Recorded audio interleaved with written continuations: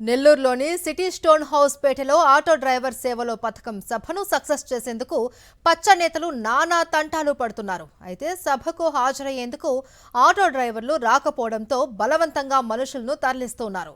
TDP కార్యకర్తలను పోగేసి సభ నిర్వహించేందుకు ప్రయత్నాలు చేస్తున్నారు. ఈ సభకు మంత్రి నారాయణ హాజరు కానున్నారు. దీంతో పచ్చ నేతలు హడావుడి చేస్తున్న సభలో ఖాళీ కుర్చీలు దర్శనమిస్తున్నాయి.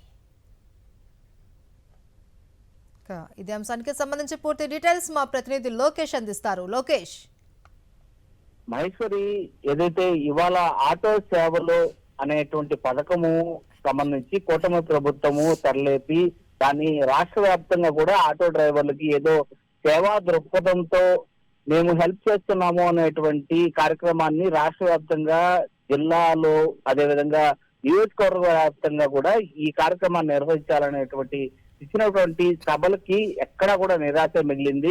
నెల్లూరు జిల్లాకు సంబంధించి ప్రధానంగా సిటీలోనే ఇటు టౌన్ హౌస్ పేటలో ఏర్పాటు చేసినటువంటి ఒక కార్యక్రమానికి ఎవరు కూడా ఆటో డ్రైవర్లు, ఏదైతే ఆటో డ్రైవర్లకు సంబంధించినటువంటి కార్యక్రమం ఇది, వాళ్ళెవరు కూడా స్వచ్ఛందంగా పాల్గొనడానికి ఇష్టపడకపోవడంతో కార్యకర్తల్ని వాళ్ళందరినీ బలవంతంగా ఇక్కడ పోగేసేటువంటి కార్యక్రమం జరిగింది.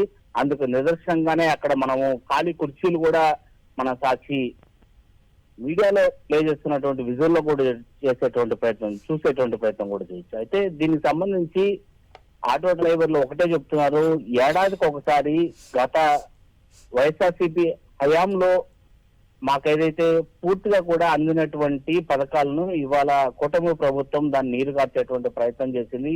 కాబట్టి స్వచ్ఛందంగా మేము పాల్గొనమని చెప్పినప్పటికీ కూడా కార్యకర్తలను పోగేసి దాన్ని వీళ్ళు ఆటో డ్రైవర్లుగా చిత్రీకరించేటువంటి ప్రయత్నం చేసేటువంటి ఈ వెసులుబాటులోనే దాంతో ఇక్కడ చాలా క్లియర్ గా కనిపిస్తున్నటువంటి సంఘటన అయితే మాత్రం అయితే కనిపిస్తుంది.